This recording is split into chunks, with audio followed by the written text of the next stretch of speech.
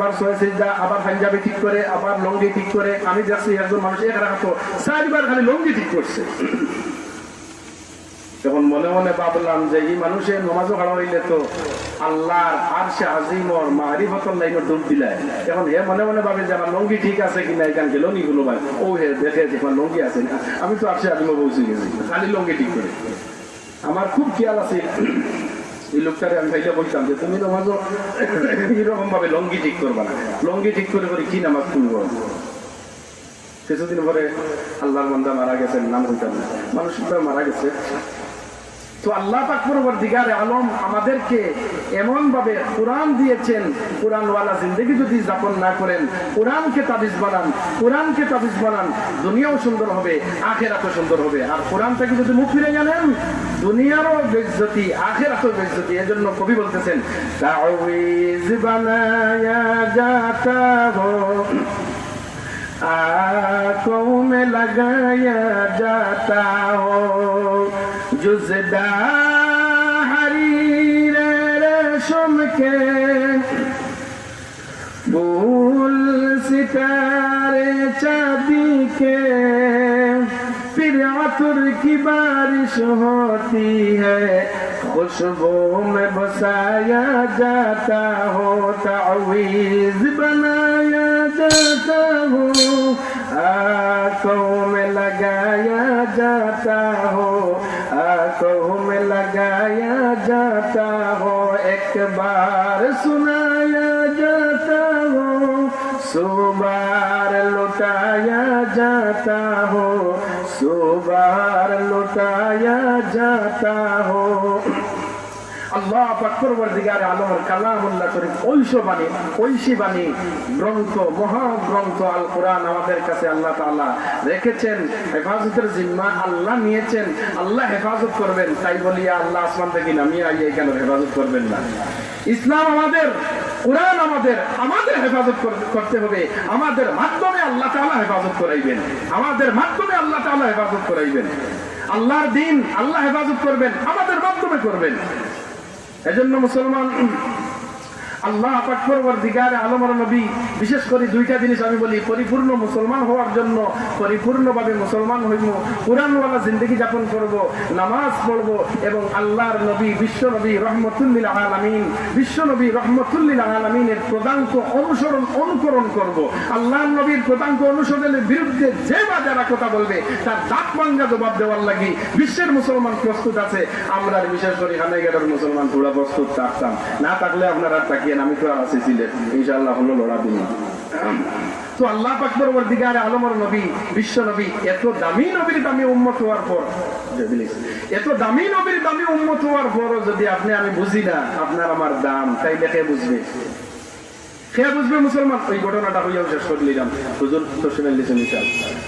এত দামি নবীর দামি উম্মত, ভিআইপি নবীর ভিআইপি উম্মত হওয়ার পরেও যদি আপনি আমার দাম যদি বুঝি না যে আমরা ইন্টারন্যাশনাল নবীর ইন্টারন্যাশনাল উম্মত, এত দামি নবীর দামি উম্মত, আমাদের অনেক দাম আছে।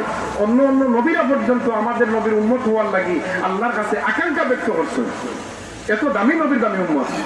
আল্লাহর নবী বিশ্ব নবী রহমতুল্লাহ আলামিন মেরাজের রজনীতে যখন আল্লাহ পাক পরবর্তীকারে আলমের সান্নিধ্যে গেলেন, আল্লাহ পাক পরবর্তীকারে আলম বললেন, ও নবী আমার জান্নাত পরিদর্শন করেছেন, আমার জাহান্নাম পরিদর্শন করেছেন, এখন আমার আরশে আজিম পরিদর্শন করেন।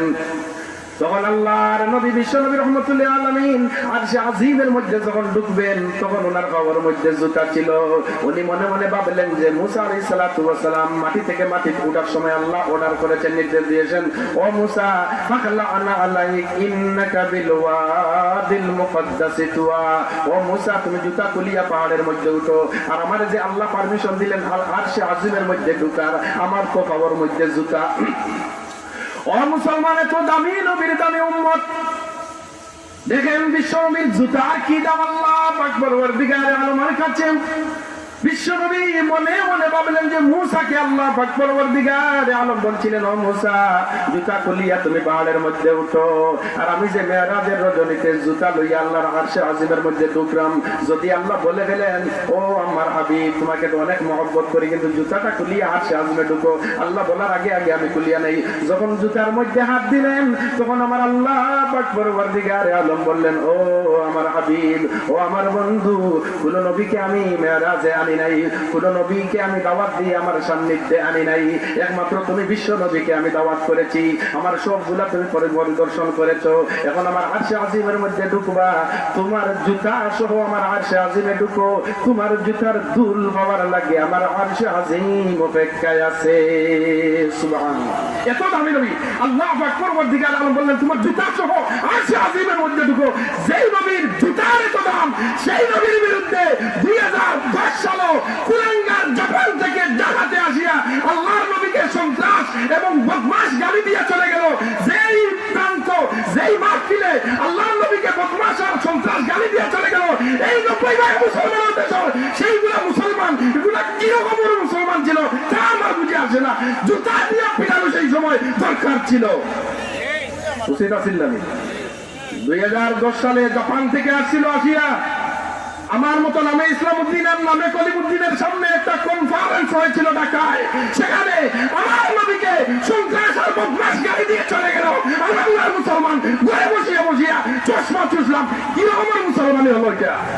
আল্লাহ তাআলা আমাদেরকে এবং এই জামানার তরুণ সমাজের আইডল এবং জনাব হযরত মাওলানা মামুনুল হক সাহেব সহ জুনায়েদ বাবুলুর সহ যারা কোনো সময় কোনো বাতিলের সাথে আপোষ করে নাই, কোনো সময় কোনো বাতিলের সাথে আপোষ করে নাই, এরাই ইসলামের পক্ষে জবান লাওয়া দিয়েছে। ইনশাআল্লাহ ইসলামের জয় হবে। আপনারা পাশে থাকবেন, উলামা ইকরামের সঙ্গে থাকবেন, জান্নাত পাশে হবেন। আর উলামা ইকরাম হক্কানি রব্বানি উলামা ইকরাম বুঝিয়ে থাকবেন, এমনি এমনি জালেমন কারে মানবেন না। যারে বুঝবেন যে সত্যিকারের ইসলামের কাজ যারা করেন আন্তর্জাতিক ব্যাপে, তাদের সঙ্গে থাকবেন, দুনিয়াও সুন্দর।